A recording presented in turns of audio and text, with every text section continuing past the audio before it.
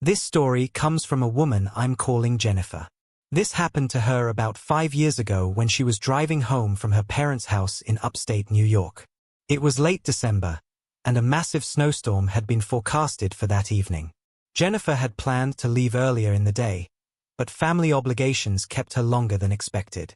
By the time she hit the road, it was already 9 p.m., and the snow had started falling.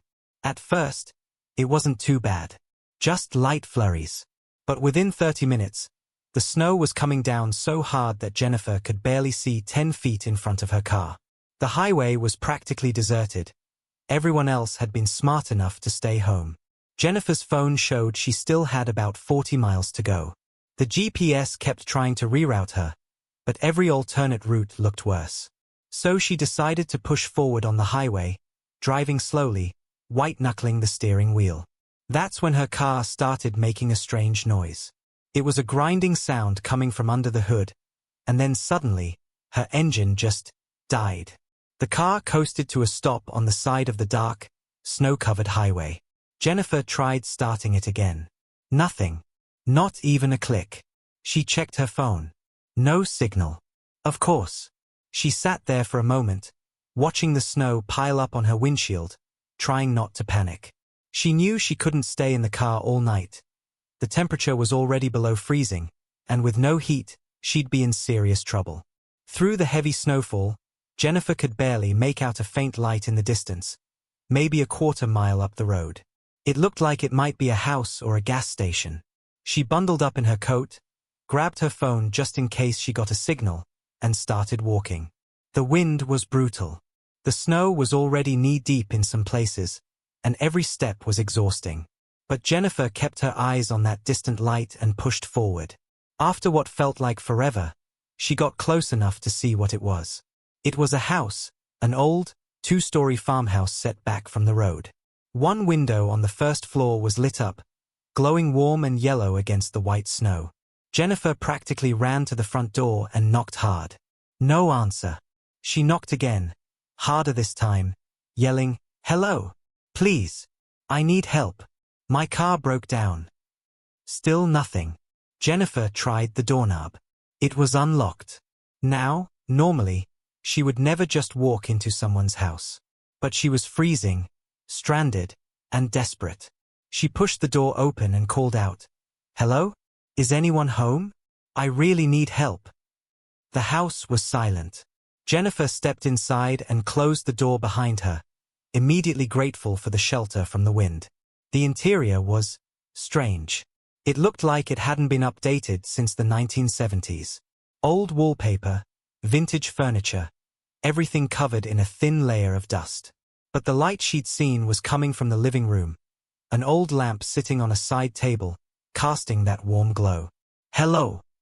Jennifer called out again, walking toward the living room. That's when she noticed the smell.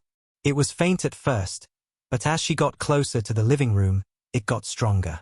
A sweet, rotting smell that made her stomach turn. Jennifer stopped in the doorway of the living room and looked inside. Sitting in an old recliner, facing the window, was a person. Jennifer's heart jumped. "Oh, thank God. I'm so sorry to just barge in, but my car broke down and..." The person didn't move, didn't respond. "Hello." Jennifer took a step closer. That's when she saw it. The person in the chair wasn't moving because they couldn't move. It was a body. A corpse. An elderly woman, her skin gray and sunken, her mouth hanging open slightly. She'd been dead for, Jennifer didn't know how long. Weeks. Maybe. Jennifer screamed and stumbled backward, her mind reeling. She had to get out. She had to get out now. She turned to run back to the front door, but then she heard it. Footsteps. Heavy footsteps coming from upstairs. Jennifer froze, her blood turning to ice. Someone else was in the house. The footsteps reached the top of the stairs. Then they started coming down, slow and deliberate, creaking on each step. Jennifer didn't wait to see who it was. She bolted for the front door, ripped it open, and ran out into the blinding snowstorm. She ran down the driveway, back toward the highway, her lungs burning from the cold air. Behind her, she could hear the front door of the house slam open. Hey, come back here. A man's voice, angry and loud, cutting through the wind. Jennifer didn't look back. She just ran. She ran through the deep snow, her legs burning, until she reached the highway. She could see headlights in the distance, a snowplow coming down the road. She ran into the middle of the highway, waving her arms frantically.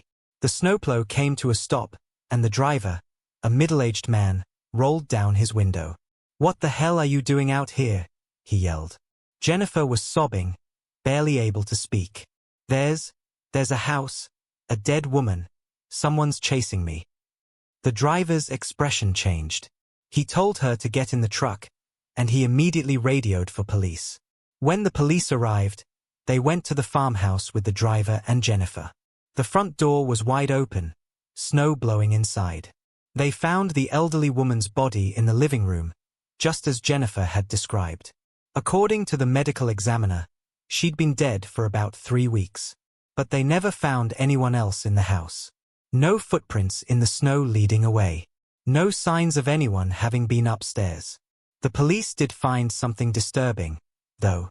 In the bedroom upstairs, they found evidence that someone had been living there. Recent food containers, a sleeping bag, personal items. Whoever had been staying in that house with a corpse, they were gone. They never found out who it was. Jennifer's car was towed the next day. Turns out it was just a dead battery, something that could have been fixed in minutes. She told me she still has nightmares about that night, about that dead woman in the chair, and about those footsteps coming down the stairs.